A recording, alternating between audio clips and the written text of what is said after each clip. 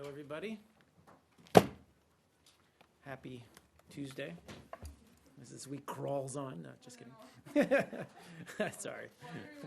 Got to stay positive. Anyway, welcome to the State Department.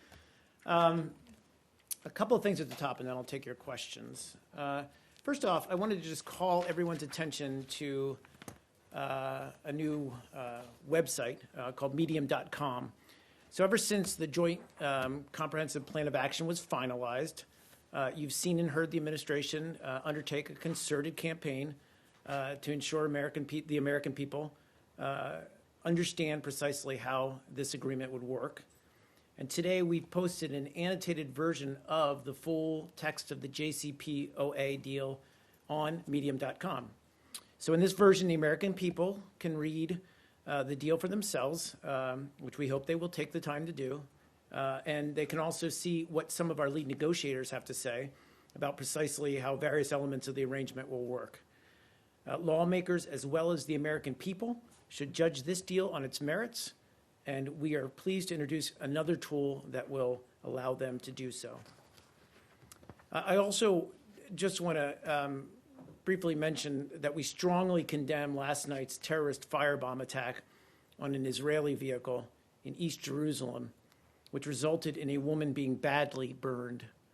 We wish a swift recovery to her and call on local authorities to bring the perpetrators to justice. It is critical that restraint is exercised by all sides and that provocative actions and rhetoric cease. We call on all sides to lower tensions, and obviously we discourage any more violence. With that, Leslie, you want to go first? I can go first.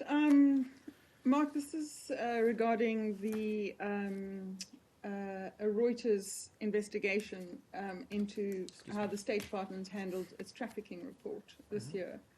The investigation found that that the State Department inflated assessments of 14 strategically important countries in this year's trafficking report. Menendez has just called a hearing on it. Can you confirm that Sarah Sewell will be appearing before that hearing this week? Yes, I can confirm that she's going to be appearing at that hearing.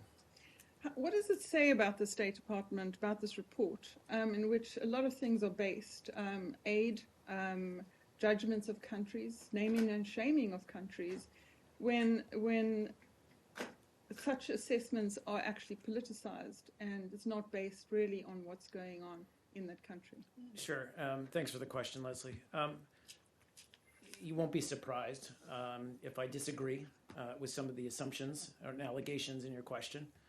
Look, I'm not going to go in and relitigate every analysis that we did as part of this report, Trafficking in Persons report. I think we've tried to talk about it. I know Undersecretary Sewell was here at this podium and answered your questions about the report and its findings. But I can speak to the process and just stress and underscore that process is on how these rankings are decided is iterative, it's deliberative, and it's fact-based. And it's documented in the specific country narratives that are included in the report. You know, the State Department staff in Washington and in embassies around the world work year-round to gather and evaluate information from foreign government officials, non-governmental organizations, international organizations, as well as a full array of open sources. And it's only after that kind of rigorous analysis and discussion, frankly, between obviously the TIP office, the Trafficking in Persons office, also the relevant regional bureaus, and then the senior State Department leadership. Then the Secretary of State does approve the final country rankings and determinations. But, you know, this idea that somehow this process is driven by anything other than a deliberative process, analyzing the data, and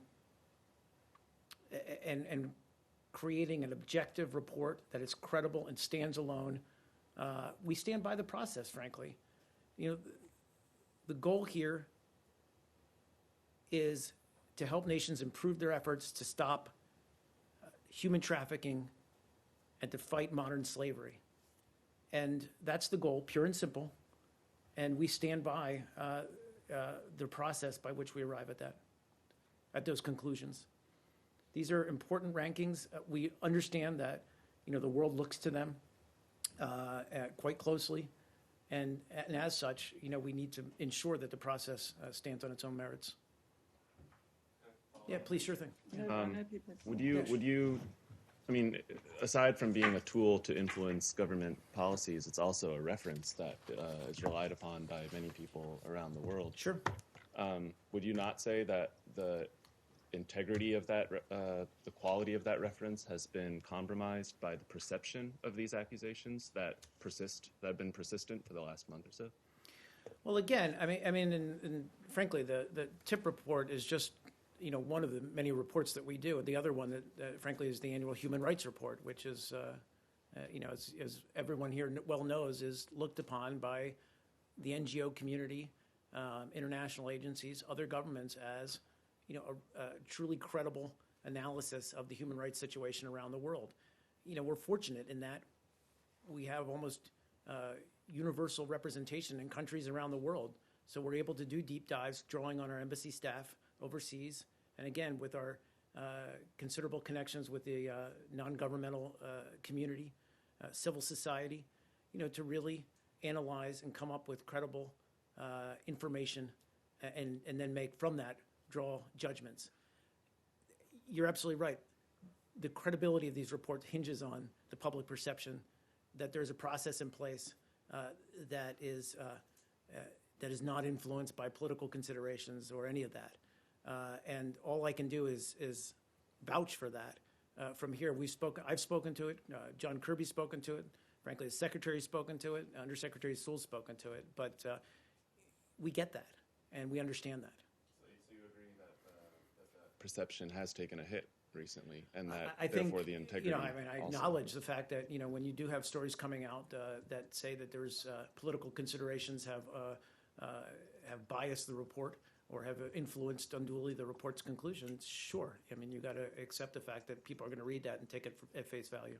Senator Menendez is holding a hearing on Thursday about what he has long suspected was politicization of the rankings for the U.S.'s other goals. And, last Monday he noted in particular the rankings of Cuba and of Malaysia.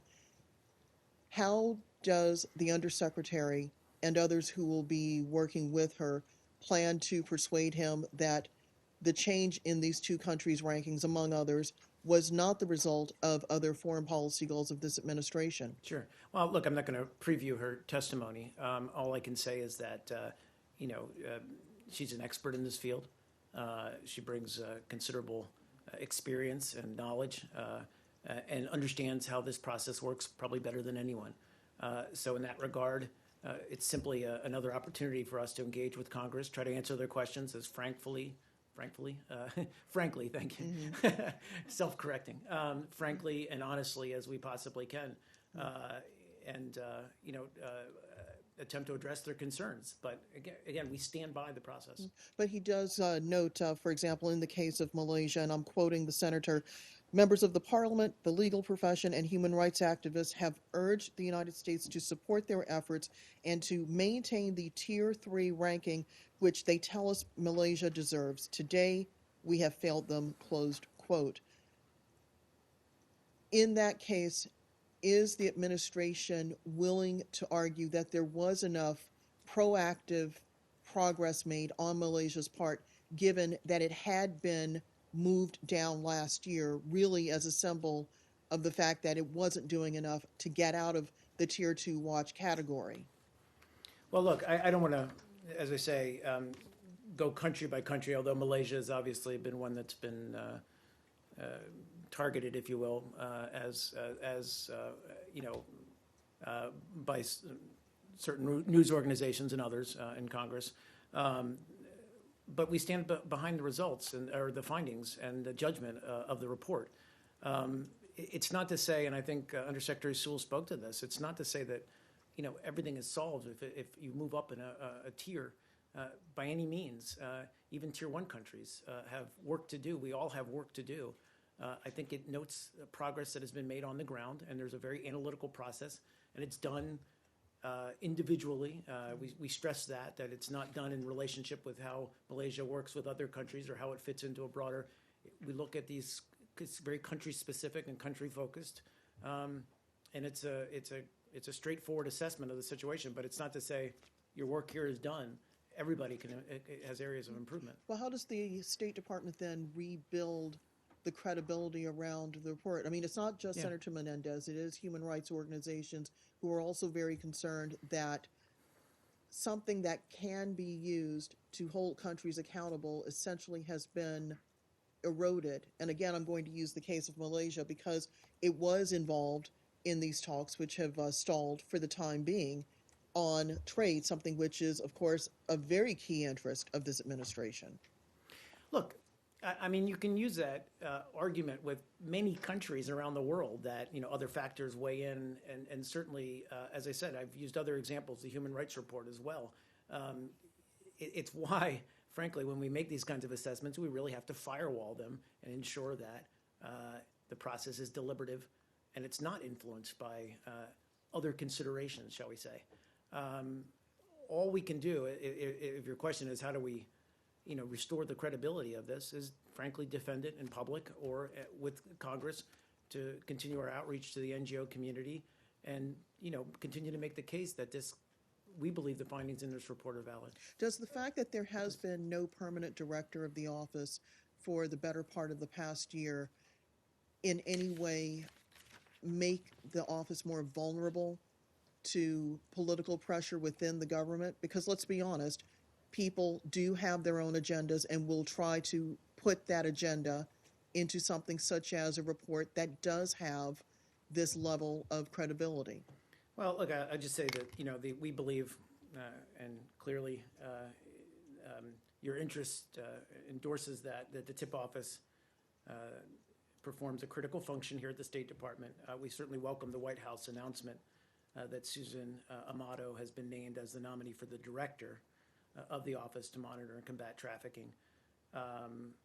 And we look forward to working with Congress to ensure that she can get started as soon as possible. Obviously, we want that kind of leadership for a variety of reasons within the TIP office. Please, go ahead, yeah.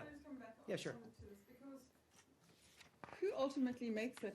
You said the secretary signs off on it, but if your human rights experts are telling the State Department that these countries should not be upgraded, that this is still a problem. I mean, in Cuba, just a few weeks ago, from this podium, John Kirby said that there'd been hundreds of people that had been detained in Cuba. I mean, how can that be an improvement?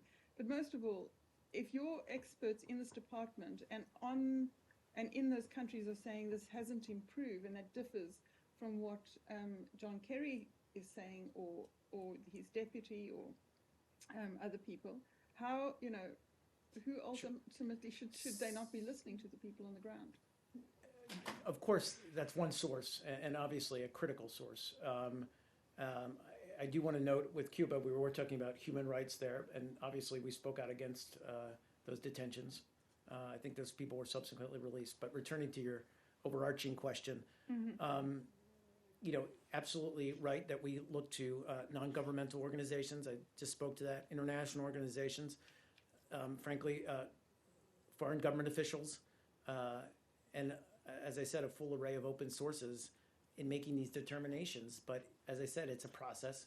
We draw from a lot of different sources before we ultimately come up with a decision, an assessment, and then a decision.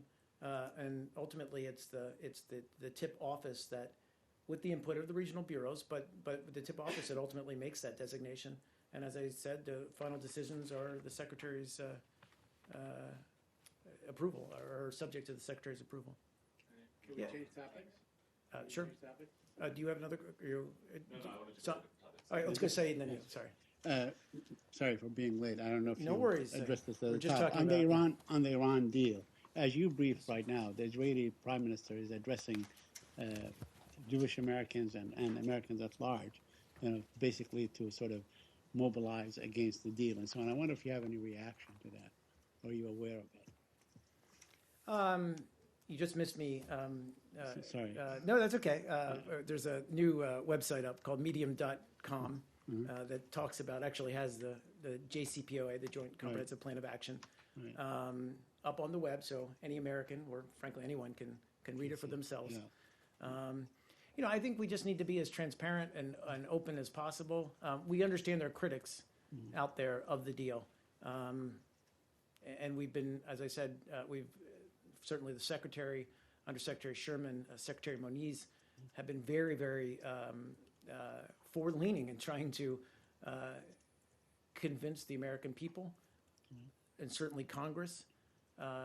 And then also, as you saw with the Secretary's trip to the GCC, other countries in the region and around the world, that this is a good deal. And we'll continue to make that case. But, this is partly a matter of free speech. Others are certainly have every right to make the case otherwise, but it won't sway us in our determination. So you're not bothered by the fact that a foreign leader is basically addressing and sort of pushing, if you will, Americans to sort of stand against a deal that you worked so hard for. That does not bother you? Well, again, the Secretary has been very clear. We recognize the Israeli Prime Minister Netanyahu's disagreement, I guess, about the deal. There are other voices in Israel who think it is a good deal. The American people, and as we would hope for people anywhere, can look at a variety of sources. We feel, however, by we, I mean the entire P5+1, have made and will continue to make a compelling case that this deal is the best deal, and frankly shuts off every pathway for Iran to obtain a nuclear weapon. The fact that one more and then the fact that the announcement was made on Saturday, a day after it was announced by the White House that the president is going to address the nation tomorrow about the Iran deal. Thank you for so, promoting that. I should have mentioned that. Okay, so do you think that there's a sort of an underhanded effort to sort of preempt the president before he speaks to the nation? That I don't want to make any judgments or characterizations in that regard. I just think, as you noted, the president's going to be out himself tomorrow speaking on this subject. Certainly look forward to that. And again, it's just clearly, we being the United States government are fully engaged on this issue. Okay. Sorry. There are reports that Iran's ambassador to the IAEA has been quoted saying that the agency is barred from revealing to the U.S. any details of any deals it's made with Tehran. But my question is, I thought that it had been said from this podium and also from the White House podium that you don't have the actual documents, but that you've either been briefed on the documents or have viewed the documents and then gone to Congress and briefed them on that. Is that correct? My understanding is we have been briefed on the documents. We've actually not laid eyes on the documents. If that's incorrect, but I think that's correct. So we've been fully briefed, and our experts are comfortable with those documents and those deals or those agreements. And again, just to widen the lens a little bit, it's important to note that this is true. These types of agreements are not just with Iran. They're not some kind of secret deal. The IAEA has this with every country, and so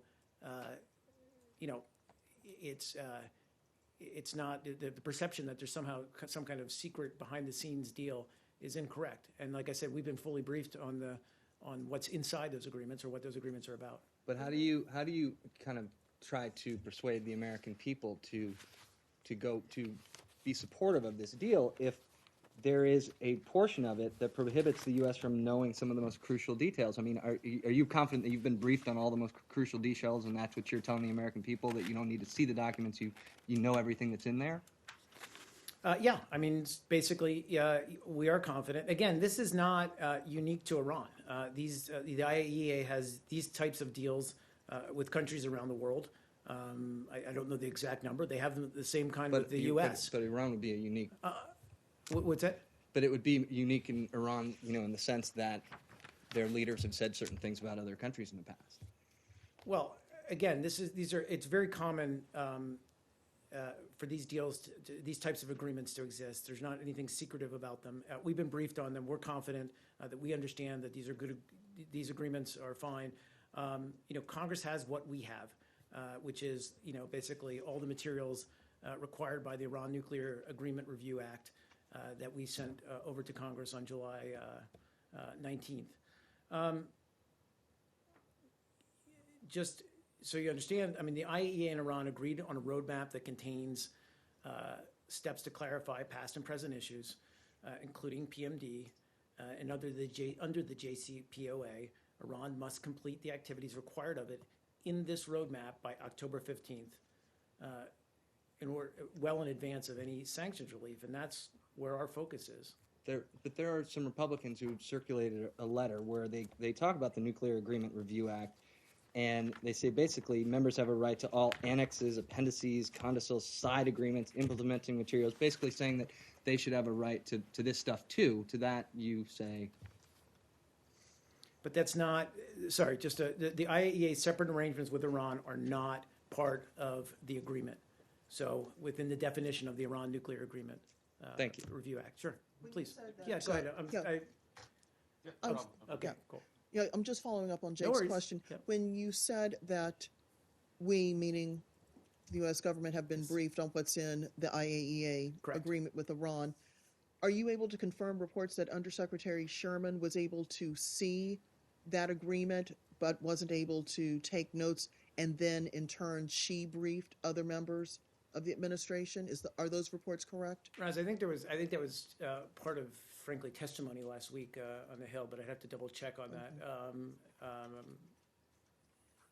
My understanding is that other experts also received that briefing, but I'll have to double check on exactly who and how, how many. Yeah, Yeah, if you could take the question. Yeah, no, I'll have to, I believe that was part of testimony last week, but I'll double check on that. Okay. Yep, Thank you. please. Yes, sir. Can I, Elliot? Just no a worries. very, very quick follow-up.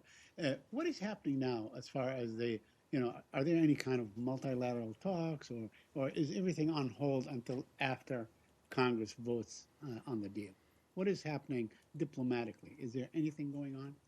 Well, again, we've continued, diplomatically, meaning internationally, we the continue to make. P5+1 the with Iran, is there Secretary anything just ongoing? left Doha yesterday, Right. where he had meetings all day with other GCC member countries, and much of that was focused on. I am aware. I'm sorry, Yeah, Mark. that's okay. I'm saying any Yeah, kind of, sorry.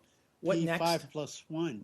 Is there anything ongoing with Iran at the present time between those who negotiated the deal or among those who negotiated the deal? I don't have anything specific to point to, but I know in terms of process, we generally, those consultations and close coordination continue as we look to,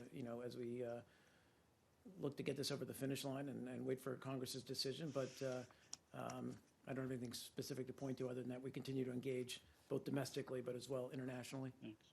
Yeah, please. No. Yeah, okay, thanks. I wanted to switch gears and go to Japan. Okay, sure. The government has announced that they're suspending construction of the Futenma replacement facility at Hanoko Bay for a month while they negotiate with the Okinawa government. First, I assume that the U.S.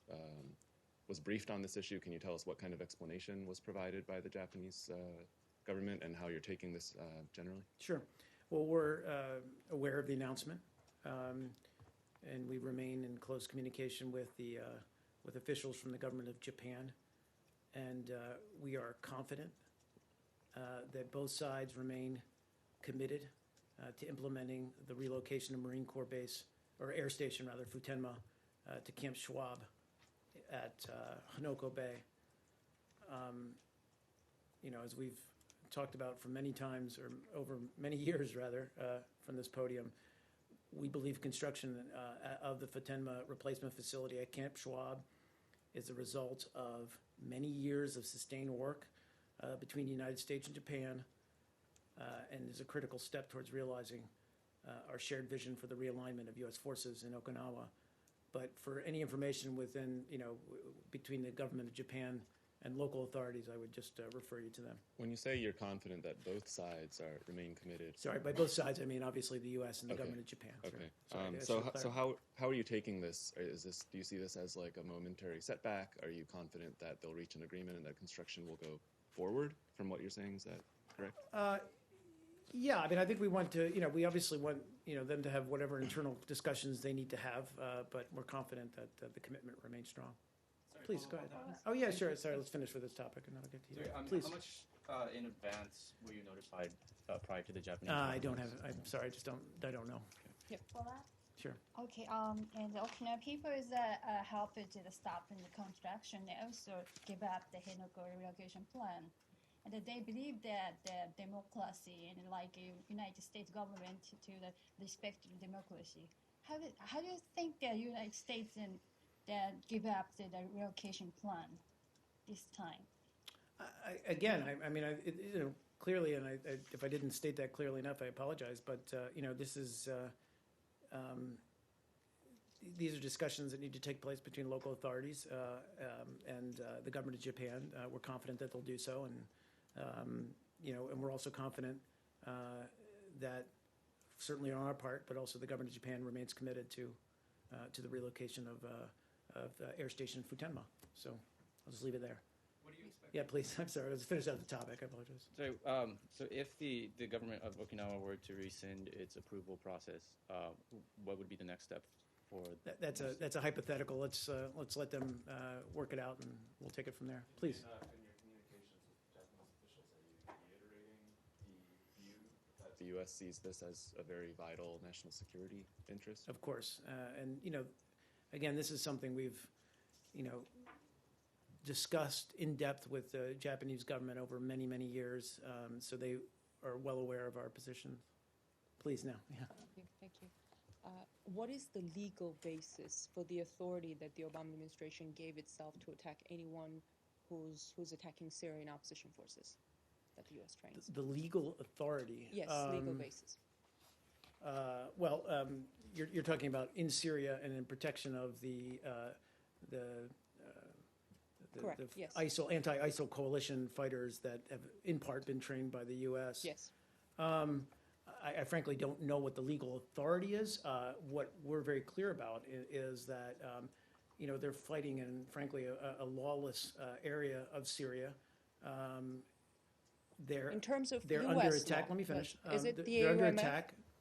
Just let me finish. They're under attack and under pressure from a lot of different forces, mostly ISIL, but other forces as well in that region. I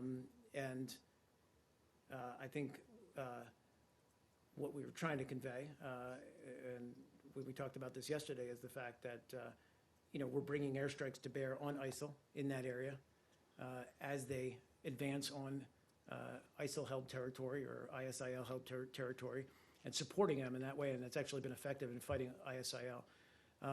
It's a very complex and fluid situation, I get that.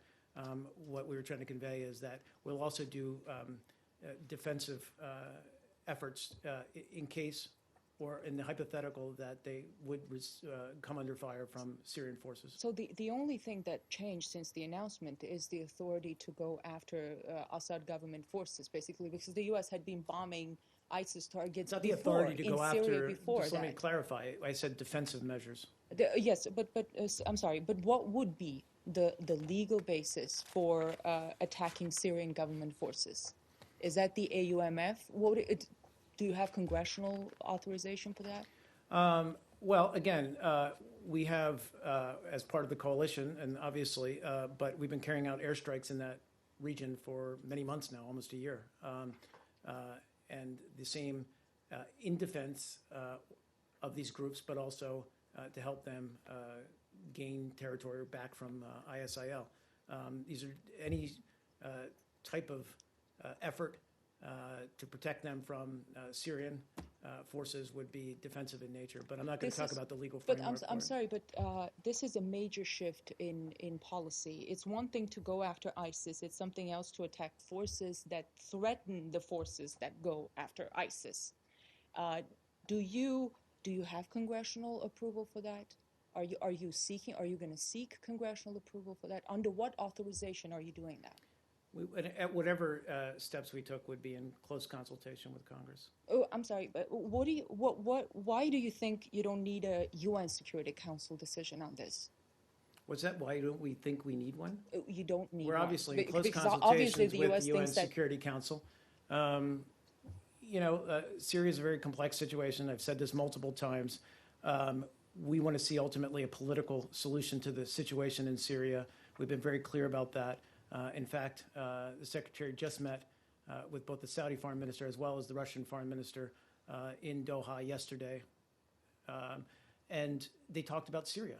Yes, but and how to no resolve UN the situation there. Let me security- finish. Excuse me. So we're clearly committed to working through the UN to bring about a political solution via the Geneva Communique to the situation in Syria.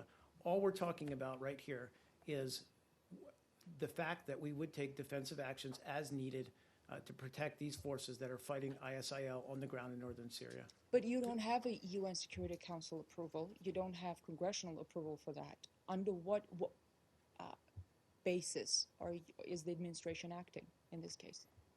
Again, we're working with Congress on all of these issues in close consultation with them, and I'll leave it at that. Saeed? Do you have the green light? Yeah, sure. Saeed, go ahead. Do you have their green light? Consultations is one thing, but do you? I direct you who to is- Congress. Please, go ahead, Saeed. No, I just wanted to clarify something. You said that you will Sure. give them, defensive cover. Suppose that they take I action. can't remember what it's an odd. I understand. but We're trying it's to basically clarify. defensive action to protect. Suppose these groups, the new Syria force, we're talking about the new Syria force.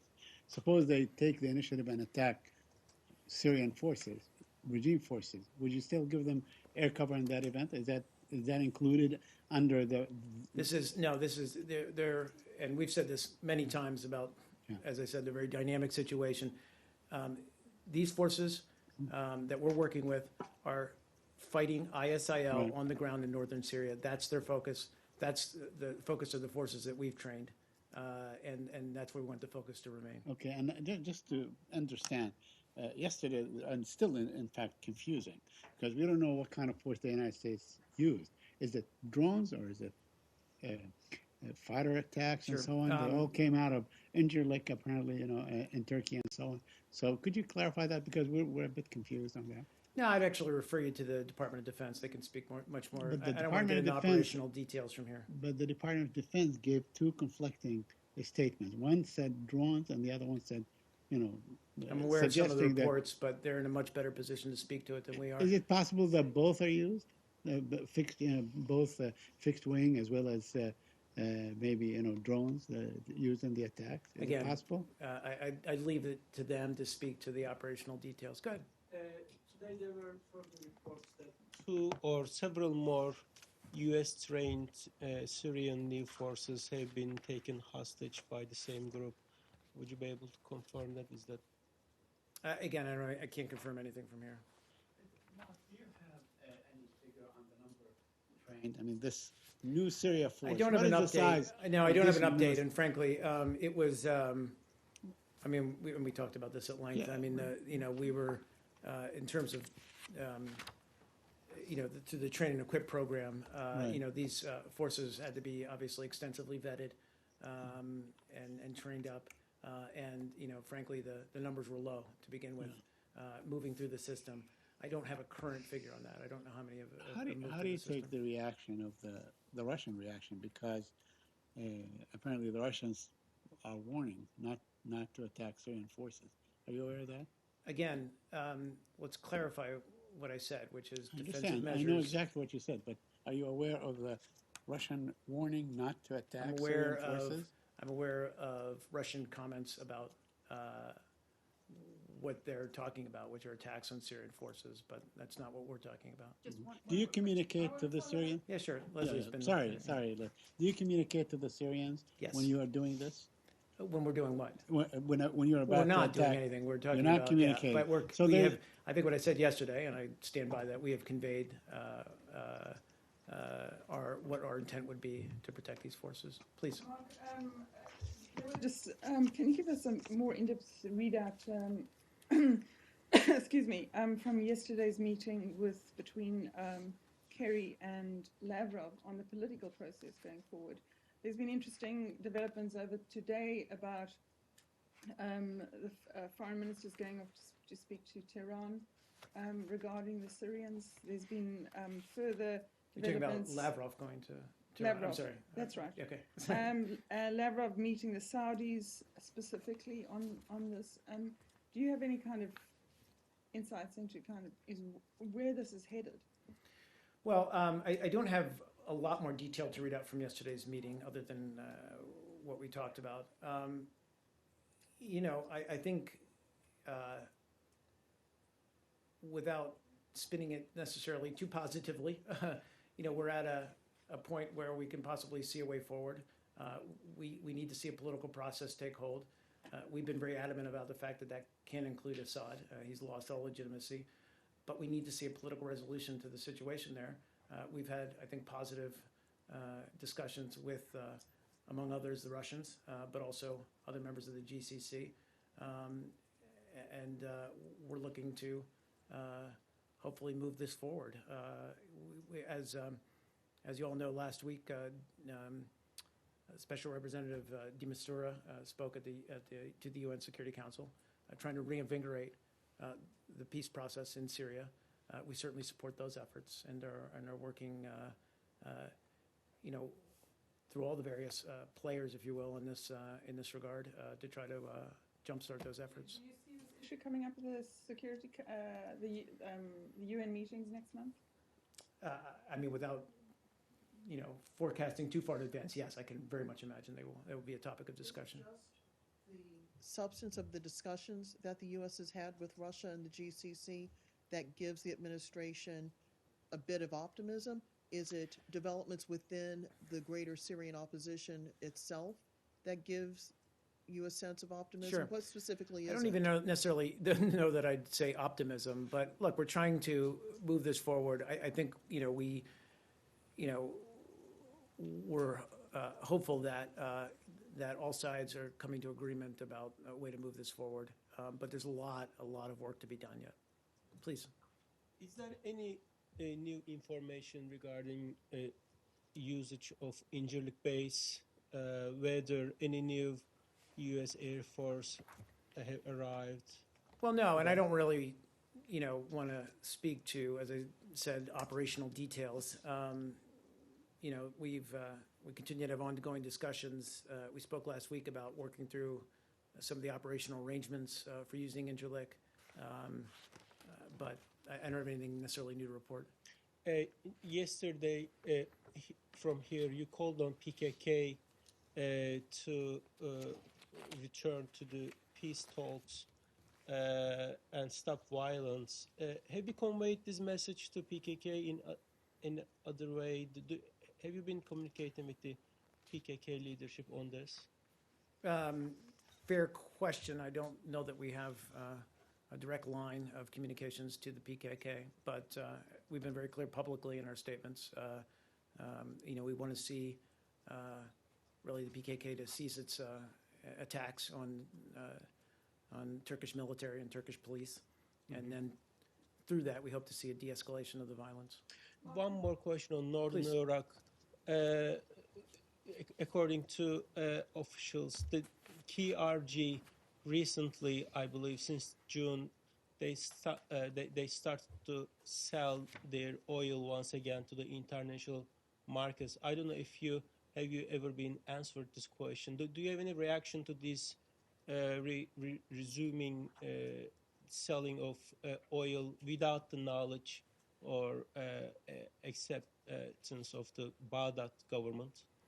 I'm frankly not aware of those reports, so I'd have to look into them and just to make sure that if we have anything new to say. But our general lines about sharing the oil revenues and resources within Iraq stand. Please. Are you aware of the German authorities pursuing these journalists for leaking information about a internet monitoring program? Freedom House came forward and urged them to prioritize media rights. Which journalists? Sorry. They're part of this blog, netspolitik.org, I believe, and they. Sorry, Mike. Well, I guess their prosecutor is under fire Okay. because they put a pause. Are they a German-based organization? Yeah, German-based. Sorry. And he, he wouldn't investigate what was going on with the NSA, but he wants to prosecute these journalists. So, and Merkel's putting a pause to it. So, just wondering if you had anything. No, I don't. I apologize. I'm just not aware, but I'll have to look into it. Okay. Thanks. Sure, yeah, absolutely. Can we go to Leslie, and Sudan? I'll go back to you. Can I go to Sudan? Sure, you can go anywhere you want. Well, you probably saw the report yesterday that Sudan has said that Bashir is planning to address the UN General Assembly next month. We had this issue in 2013. Has Bashir applied for a visa, and is he likely to get it? Well, as you well know, we don't talk about individual visa requests from the podium or even publicly in any way, shape, or form. We've been very clear how we feel about the president of Sudan and that he's wanted for crimes, and we want to see him held accountable for those crimes. We have not, that I'm aware of, received any, or just rather we're aware of the reports, but we haven't seen anything beyond that.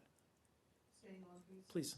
The special immigrant visa program for Iraqi and Afghans who worked with the U.S. military. Sure. I understand there are some things that you may not be able to say because there is an active lawsuit against the State Department and the Department of Homeland Security, but there are a number of Afghan interpreters who are tentatively qualified to receive these SIVs, but who have been waiting it's alleged, more than the 5 years specified by Congress. Can you explain what the delay is in trying to process their visas? Is there more that can be done absent more congressional action mandating how these visas are processed? Sure. You're talking obviously about the special immigrant visas. Right. Obviously, first and foremost, we're committed to helping those who, at great personal risk in many cases, have helped us over the years. On December 19th of last year, 2014, the President signed the National Defense Authorization Act, which extends the Afghan SIV program and also authorized 4,000 additional visas for principal applicants. There are approximately 13,000 Afghan principal applicants who are currently going through or being processed, I guess. The majority of applicants are at the first step of the process, pending submission of a complete set of documents for consideration by the Chief of Mission.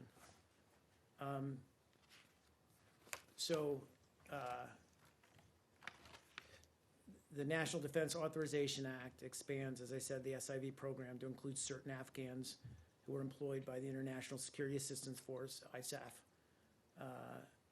And information is now available on our website for the documented requirements for those ISAF applicants who qualify to apply also for Chief of Mission approval. But, last year in 2014, and this includes both Afghans and Iraqis, who also make up a sizable component of this group. We issued more than 9,000 special immigrant visas, just to Afghans in FY 2014, which is an over 600% increase from the previous year. So more than 15,000 Afghans who worked for the United States in Afghanistan have benefited now from the SIV program. And with Iraq, it was 1,500 SIVs in FY 2014. But there is a small group of those who say that some of the documentation that they need has to be released by Afghan authorities and that the Afghans are basically giving them the runaround. Is there any leverage that the U.S. can place on Kabul to help them get their applications completed, given that they've been waiting now more than the mandated 5 years? I mean, continually looking at, we recognize, frankly, that the process is challenging for some of the applicants for some of the reasons you cited, and that some applications still require extensive time to complete, and we're continually looking at ways to complete the process. We also had an internal State Department review that identified certain inefficiencies that were previously causing delays and cut the average processing time for the majority of SIV applicants. But the deadline to apply for chief of mission approval is December 31st, 2015. So that remains the case. Thanks. Yeah, sure, go ahead. Just to be clear, to my question, what the legal basis is for the decision to attack anyone who's attacking Syrian opposition forces, legal basis under international law or under U.S. law, you said you don't know. How is it possible? I just, again, we've been carrying airstrikes out in northern Syria against ISIL. We're continuing to do that. We're doing that as part of a broad coalition, many countries, as well as now Turkey, in support of these anti-ISIL fighters on the ground, both Kurds, Arabs, but also Turkmen, in support of their efforts. That continues to be our purpose, our main goal, is to take the fight against ISIL. Nothing's changed in that regard. So I feel like that answers your question. There's no change in the legal framework. It is actually a major change in policy. It is a major I would policy disagree. announcement, and yet the administration is not giving any legal justification for that.